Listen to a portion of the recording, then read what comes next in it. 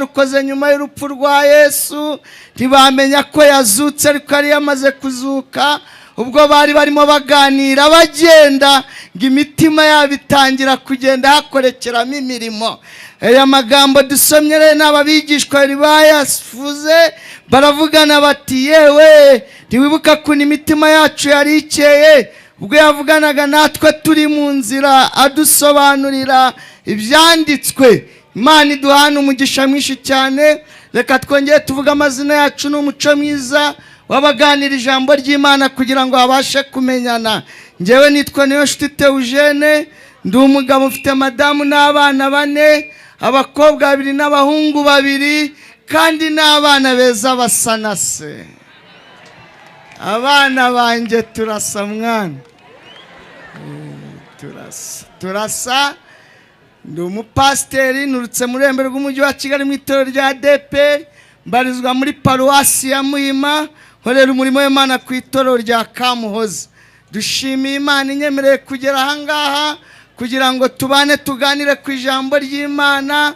Dushimira abayobozi b'inzego bwite bwa leta n'abitorero bateguye umwanya mwiza wo kugira ngo dutange ubuhamya, duhamye kugira neza kw'Imana, duhamye gukora kw'Imana, tuvuge kw'Imana ibasha kubohora abari baboshye. Neno nsaba bari gufirima, bariya baji barashaka kundeba, mugende muhagarare hariya ruguru. Hari mwebwe muri gufirima hano, mugende muhagarare hariya ruguru, kuko bagenzi banjye ndabakunda cyane. Teye mose nabo turi ku namwe murashona ni muyoka. Neno mubakanye rero twiganire n'ishumi zanjye. Rero Imana yamamagaye ndushye ndabaha ubuhamya. Niberaga imihanda, ndi imbobo y'imihanda, Yesu ankura ku mihanda anzana mu itorero. Ubwo se data mwamuhaye amashyi mukamushimira. Izina ry'Uwiteka rihabwe icyubahiro. Ndi umwe rero mu bapasiteri batanga ubuhamya, batagira ubugugu bw'ubuhamya. Nta bugugu bw'ubuhamya, bivuga byose. Njye yantabaye ndushye, nikubita abasirikare bita kurumena mani. None wari imbobo, ubu ni pasiteri. None se urampinze ko mvuze ko nari imbobo? Ngo niba upinze ngwino wicare hariya. Mana ndayishimye, twaje kukubwira ngo Yesu ari hano ngakubohore imigozi yose igize gute ikuboshye. Nabaririmba mvuga kane mwikiriza muri iki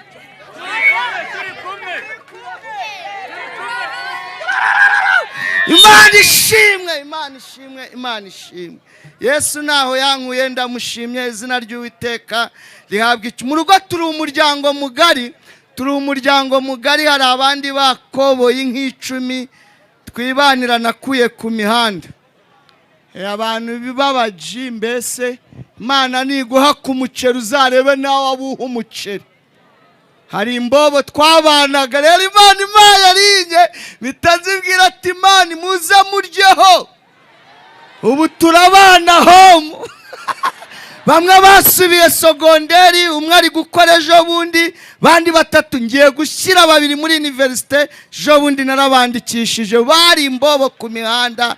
Ndumva nanjye ari inshingano zanjye zo kubwira kabarushye Kristo agira gute ababohora mu izina rya Yesu, amen. Reka dutange ubuhamya tunyuze muri ijambo ry'Imana. Imana ibampera umugisha mwinshi cyane. Nabonye abashumba hano banzi nyiri umusore, narakubiswe, narumye, ngenda ukagira twakatanye umujyi mushumba. Yarigize umukameramani byaramucanze. Nzajya mbivuga, mujye muceceka nzajya mbibavugira. Nababonye hariya nta cyerekezo, nta buzima, ariko nera imbuto. Sibyo bashumba? Nera imbuto. Narwanye ku ishyaka ryo kwera imbuto, ndavuga ati Imana uzantabara igihe nikigera. none Yesu atangiye kubigira. Nari narumye kubera inzara, ngenda ukagira ngo ndaza. Umuntu wishwa n'inzara arareba ukagira ngo ari kurunguruka, kariya muntu ari guhengereza iki? Nta kintu ahengereza, hari amaso yamenetse. None haleluya, Yesu agira neza, tumukomere amashyi, tumushimire. Izina ry'Uwiteka rihabwe cyubahiro. Shimiye abayobozi rwose bateguye iki gikorwa cyo gutanga ubuhamya ngo tubwire abantu ko Kristo ari ubohora. Twasomye amagambo y'Imana twasanze mu butumwa bwiza bwa Yesu Kristo bwanditswe na Luka igice cya 24 ku murongo wa 32. Tuhasanga amagambo yavuzwe n'abigishwa babiri ngo baravugana bati, yewe nibuka kuntu imitima yacu yari ikeye ubwo yavuganaga natwe turi mu nzira adusobanurira ibyanditswe. Sanganyamatsiko nakuyemo cyangwa ijambo ngenda ngarukamo cyangwa ndi bucamo ntanga ubuhamya ndihuje n'iri ryanditse muri Yeremiya igice cya 40 n'umurongo wa 4 ko yiteguye kukubohora iminyururu yose ikuboshye. Nongeyeho n'iri ngiri rivuga ngo iyo umuntu ahuye na Yesu umutima uraca. Iryo ngiryo, iyo umuntu ahuye na Yesu umutima ugira gute? Uraca. Uwamuhura akakubaza ngo uvuye he, umubwire ngo mvuye mu giterane cyabereye hehe, i Muhanga imbere ya gare. Ninde wabaganirije ijambo ry'Imana? Ni Pasiteri Theogene. Yabaganirije irihe muyo ndi buvugemo yose? Ufatira ngiri ngiyo umuntu ahuye na Yesu umutima uraca. Iryo ryonyine. Noneho ni akajeste abavuga butumwa dukunda, ariko mbona iyo tugakoresheje mu gihe cyiza ntacyo biba bitwaye. Fata umuntu umwe, mubwire uko umubwira umwe gusa, umubwire ngo iyo umuntu ahuye na Yesu umutima uraca. Nawe hejuru we munyeganyeza umubwire ngo iyo umuntu ahuye na Yesu umutima uraca. N'iryo jambo ryonyine mbanza atabyumvishe bimubwira usa nk'umukanga, umubwire ngo iyo umuntu ahuye na Yesu umutima uraca. Iryo ryonyine. Hari abo wahuye nabo, wahuye na ba nyokorume, uhura na ba shobuza, uhura na ba so wanyu, ariko nakubwiye ngo iyo umuntu ahuye na Yesu umutima ugira gute? Uraca. Kandi umutima ntabwo upfa guca gusa, ahubwo Yesu hari ibyo akorera umutima wo bahuye. Awomora ibikomere. Iyo awomoye ibyo bikomere umutima uraca. Igikomere cya mbere Kristo yomora umutima wo bahuye ni igikomere cy'agahinda. Iyo uhuye na Yesu akomora igikomere. Kandi reka mbabwira, agahinda ni kabi. Uziko agahinda kadatinya kwambaye ikoti na karuvati. We imbere harimo isenge, uwo mbanza karamumennye mwana. Agahinda ni kabi. Gahinda ni kabi, kaba mu ndiba y'umutima. Mbese kagira famiye, kagira nyirasenge, kagira se wabo. Uziko agahinda kagusekura ukimakiya, ugasokoza uzana hano, ugashyira akadomo hano, ugakubita iminwa. Agahinda kakubwira ati makiye vuba tugende. Ukanga ugakanyarara. Agahinda kadatinya koza amazi ashyushye. Bundi agahinda kagira famiye, kagira nyirasenge, kagira se wabo, kagira nyina wabo, kagira nyirarume witwa maganya, kakagira nyirasenge witwa kwigunga, kakagira se wabo witwa marira, kakagira nyirakuru witwa shavu. Ako ni agahinda gafite umukuru wa famiye. Gahinda yitwa ntimba. Iyo agahinda kabwiye ntimba umukuru w'umuryango ngo mpamagarira famiye, marira biraza, kwigunga bikaza, shavu bikaza, bikirunda ku muntu bigahinduka umutwaro. Aho niho Yesu yavuze ngo yemwe abarushye n'abaremerewe musange ndabaruhura. Yewe muntu uri hano wishwe n'agahinda we, twaje kukubwira ngo mu minyururu Yesu ashaka kukubohora n'umunyururu w'agahinda urimo. Urimo. Nasomye Bibiliya ngira inkuru z'uwitwa Yabesi, ko nyine yamwise Yabesi kubera agahinda yamubyariyemo. ariko ngaza kumenya ngo nubwo yarushaga bene si icyubahiro, ngo yaje kumenya ko hari Imana yomora igikomere cy'agahinda, ngo arapfukama arasenga aravuga ngo Uwiteka undinde ibyago ntibimbabaze kandi unyagurire imbago. Hariho abantu bacuruza bagacuruzanya agahinda, hariho abantu batwara imodoka bakayitwarira mu agahinda. Ni kabi, karagatsindwa, agahinda gatuma iyo biwawe ugakomeza. Gahinda karakwica ukarya ntuhage, gahinda karagatsindwa. Ariko Yesu ari hano, natwe twaje kukubwira ngo ko gahinda wikoreye gahe Yesu niwe wenyine. Ariko reka mbabaza, mufite ibitaro bikomeye byo hakurya ahangaha i Kabgayi n'i Kigali, hari ibindi. Nta mwana wenda harimo abize ubuganga, hari we mwaturangira ari abo bize ubuganga. Nani Kabgayi no kuri ya sante do sante muturanye hari umuganga mwaturangira washyiramo igipimo hano agakuramo akazunguza akavuga ngo none ufite agahinda gapima 39. hari wo mwatubwira se uretse Yesu tumukomera amashyi niwe umenya uburemere bw'agahinda ufite, yarangira akakomora icyo gikomere cy'agahinda akakuzuza Gikomere cya kabiri Kristo yamara uwabahuye ni igikomere cy'amateka. Amateka arakomeretsa, amateka arababaza, amateka yica uhagaze, amateka ni mabi, agira igisebe n'isi umuvogo. Igisebe cy'umuvogo ni igisebe ureba ukagira ngo kiri gukira kubera agakoko kari kuzaho, ariko wakwitegereza ukabona kiri gucukurika. Abakomerekejwe n'amateka niko bamera. Niyaseka umuntu wakomerekejwe n'amateka arashinyika, ukagira ngo ari guseka ari gushinyika.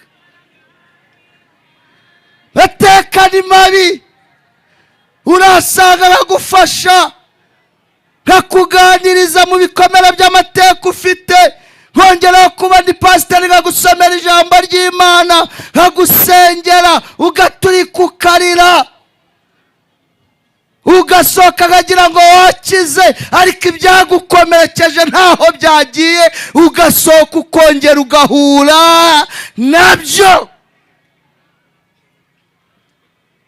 Nasomye biri igitabo cya kabiri cya Samweli, masanga Dawidi ngageze ku ngoma, arabaza ngo mbese hari uwasigaye wo mu muryango wo kwa Sawuli ngo mugirire neza? Baravuga ngo arahari. Hariho abantu rero bazi kujomba no gusesereza umunyamateka, mbese bazi gucomeka fremeze. Rero abantu bagenda badushimangira kandi bakagenda bashimangira n'ubundi mu bikomere. Araboneka nawe uzi kuvuga. Ngarahari witwa Mefibosheti, ngo kwa Makiri, ngo mwene Miyeri utuye i Lodebari. Ibyo byose hari ubwo umwami yari abibajije koko. Ariko abantu bazi gusobanura. Ninde? Nyirambegete uhese wo kwa Rudomoro ruhese utuye iyo hepfo mu Nyagakoke uhese wa wundi w'imuhanga wishwe n'icyuma. Icyuma murakizi semani? Murakizi? Icyuma ni danje. Hari abantu baturebera mu mateka, ariko Imana nayo ijya inyuranya ibihe. Mana ishimwe, Mana ishimwe. Dawidi aravuga ati nubwo mwamusobanuriye n'ibyo ntababajije mukabivuga, ariko nimumubwiraze. Ngo baramuzana n'imbere ya Dawidi. Dawidi amubwira amagambo 3 nakunze. Aramubwira ngo uhereye uyu munsi wa none uzajya urira kuri aya meza y'umwami. Ijambo rya kabiri ibyari ibya sokuru Sawuli ndabiguhaye. Ijambo rya gatatu abagaragu bose bari abasokuru ndabaguhaye. Ariko ibyo byose ari kubikorera umuntu wishwe n'igikomere cy'amateka. Ijambo yashubije yaravuze ngo nge ndi ndinde umugaragu wawe w'imbwa y'intumbi, atari n'imbwa nzima. Umuntu wakomerekejwe n'amateka ajya abona ko ibyiza atari we. Umuha 1000 ngo nkijyane se, wamuha ishati. Ngo nyambare se, wamuha inkweto. Ngo nge nzamba, dose urazimuhaye ngo azigufashe, ahubwo azi ko ibyiza bitamubera. Wamuha ibiryo ngo mbirye se.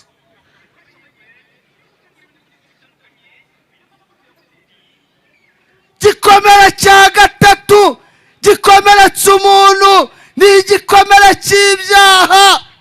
Byaha birakomeretsa, byaha birababaza, byaha byambura umuntu agaciro, byaha bikwita amazina. Iyo uvuga bakwita umunyamagambo, iyo ukorakora bakwita ibandi, iyo unywa inzoga bakwita umusinzi. Ibyaha ukora witiranywa nabyo. Ngo hari izaje zitwa ngo siruduwiri, ngo yewe muntu, ngo ninde unyuza. Ariko man, ngo nizaje zitwa utuginga. Reba umuntu aje kuri kontwari akavuga ngo makagingaho, ubwo se umuntu unywaye akaginga ahinduka iki? Umuntu unywaye akaginga ahinduka iki? Musubize. Hari izindi zaje zitwa icyuma. Tugura turuwasa badufunguza bikuru bashuma. Ntabwo urirwa ushaka ngura, bakamuhereza akagura turuwasa bikira yandika fagitire akahita ayifata tu sukara tubiri tuba duhagije, akahita banga ariko mucana amatara saa 8 z'amanywa ijisho riba rimenetse. Muvuga ngo icyuma ni danje, ariko haracyari ibyiringiro.